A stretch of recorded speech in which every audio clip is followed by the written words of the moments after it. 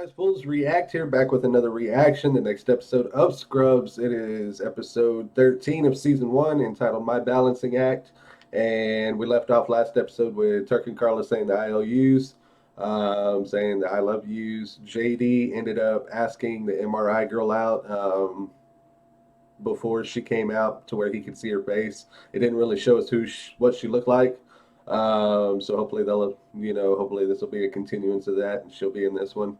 And Dr. Cox, losing his perfect game, but that's okay. He only lost one out of the whole 24-hour period out of, I think there was 27 patients, he said. So not too shabby. So we're getting into the next episode. So let's get into it and let's get going. Okay, so you just asked out a girl who's stuck in an MRI machine without ever seeing her face. Remember, no matter what she looks like, be sure to play it cool. Yes! Yes! Yes, you are hot! Smoking hot! In your face! Woo-hoo-hoo! Wow. I so hope that's in his head. Ever since then, every date we've been on has always ended the same way.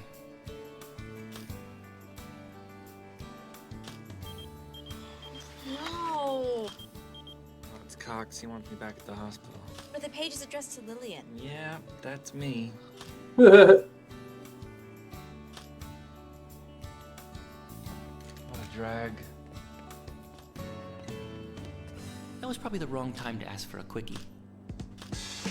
I can't do this all on no, I know I'm no Superman. You Here's think? the deal. I have been coerced by the forces of evil into conducting rounds this morning. I am not going to call you by your names. Instead, I'll be referring to you by whatever distinguishing physical characteristic occurs to me first. Okay, you, chicken beak. What causes Chicken pneumonia beak. presenting with diarrhea? Legionella. Nice job. It turns out your mind's just as sharp as your nose. Woo! And you, die job. What are the elements of Whipple's triad? It's hard to describe how scary it is when you don't know an answer at rounds. I am so sorry. Sorry, what in the hell are you sorry about? Well, it's just Dr. Kelso always yells at us when we don't know the answer. Oh, And children.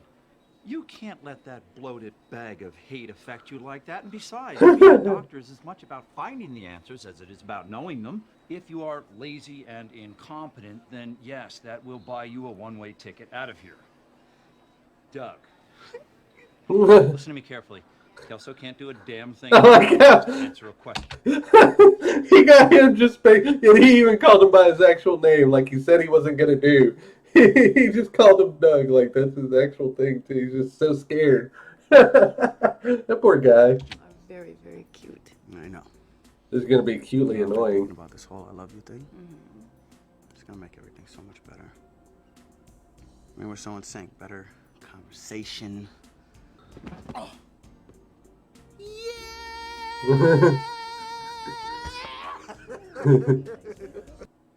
I'm so sorry. That has never happened to me before. I wish I was that piece of bacon.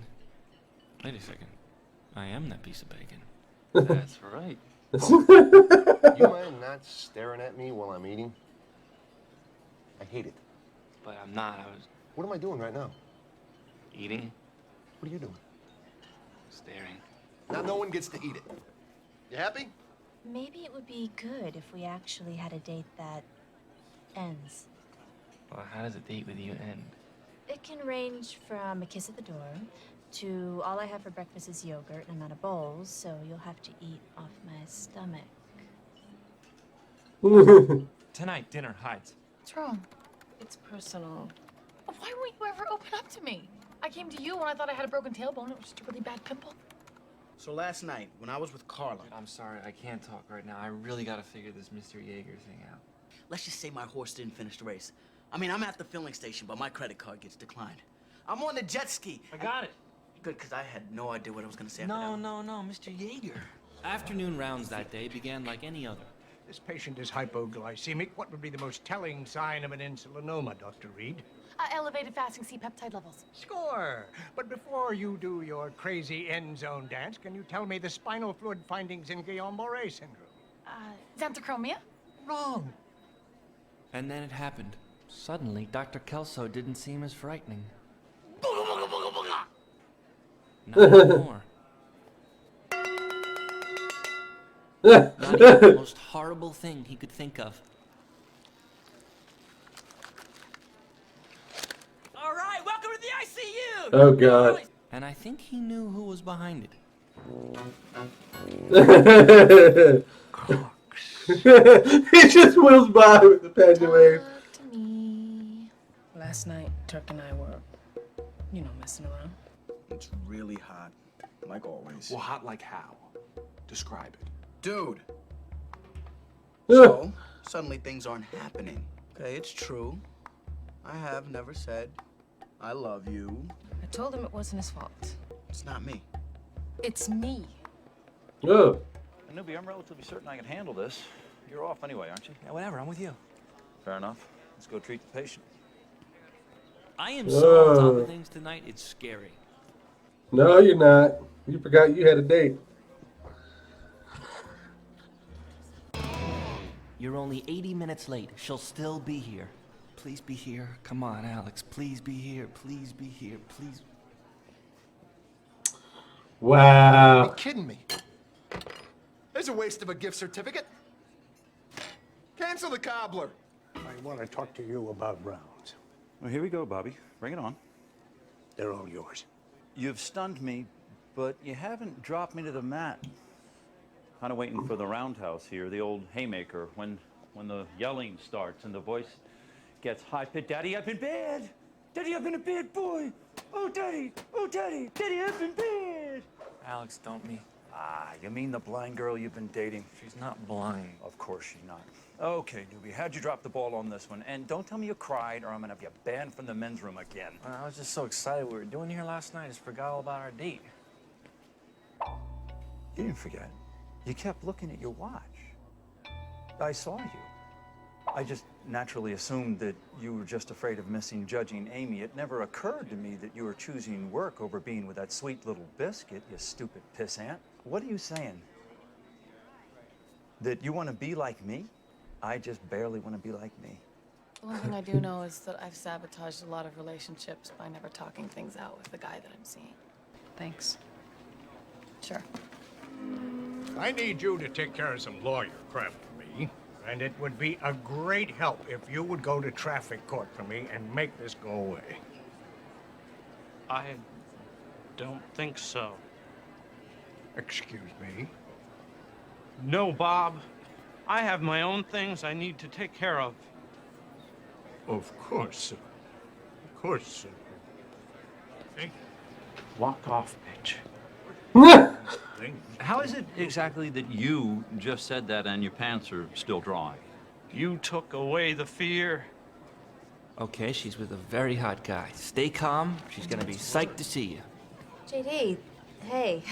You're right. I don't prioritize you over my job. Look, Alex, I wanted to be a doctor for so long, I sort of forgot how to want anything else. Look, what I'm trying to say is I'll do anything in the world if you give me a second chance. I'm sorry. We have to talk. No time for talk. We have a specific problem, and we need to take care of it. Why are you wearing one of those nose-breathing thingies? Baby, bear with me. I got big ideas. Look, I've been having all these thoughts going through my head, and I'm afraid that if I tell you, I would scare you away. That's the last thing that I want to. There's nothing that could scare me away. Are we gonna get married? Are we gonna have kids? If so, how many? And when will I get my figure back? Should I keep working? Where are we gonna live? Is my mother gonna live with us? How big a house do we need? How many bathrooms? I just need to know you think about that stuff too. Carla? Oh. Of course not. No, I don't. But I love it that you do. There's no way in hell your mother's ever going to live with us. You paged me? I didn't page you. And that's when Dr. Cox started poking the old bear with a stick. You know what? I'm sick of the old grill 'em and drill 'em. What do you say we shake things up a little bit here? You kids ask me the questions, and I'll just give you the answers. What do you say? Dr. Cox, could I talk to you? Well, sure you can, Bob, but you're going to have to go ahead and raise your hand like all the other children.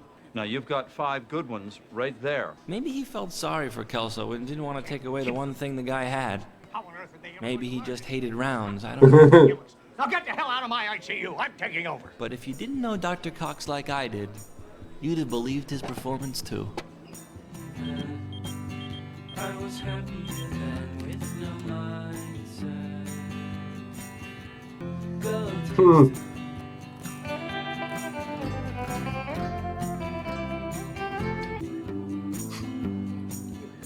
Guys, that was episode 13 of season 1 of Scrubs. That was my balancing act.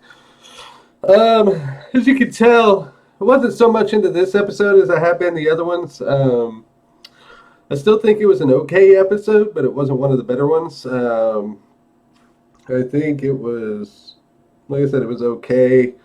It was cool to see Dr. Cox, see what happened to Kelso and then try to give it back to him type of deal. That was kind of cool. It's really the only thing that actually stood out to me because I didn't really care for the JD, like, picking work over Alex. Yeah, he shouldn't do it, but like he said, he wanted to be a doctor for so long. I mean, I kind of get where he's coming from. Turk and Carla, they worked through their issues. That it would happen. It's just that first time you say the ILUs, the fear starts to set in that it's real and what's going to happen in the future. So it was just a normal thing, and then it was what it was. It was an okay episode. It wasn't like the other ones. I wasn't really not a lot of had me rolling type of moments. It's good to see sometimes, the more serious episodes than the, all the comical stuff. But guys, I appreciate you hanging out with me for this episode, and we'll see you again next time for another reaction. I appreciate the support, and we'll see you then.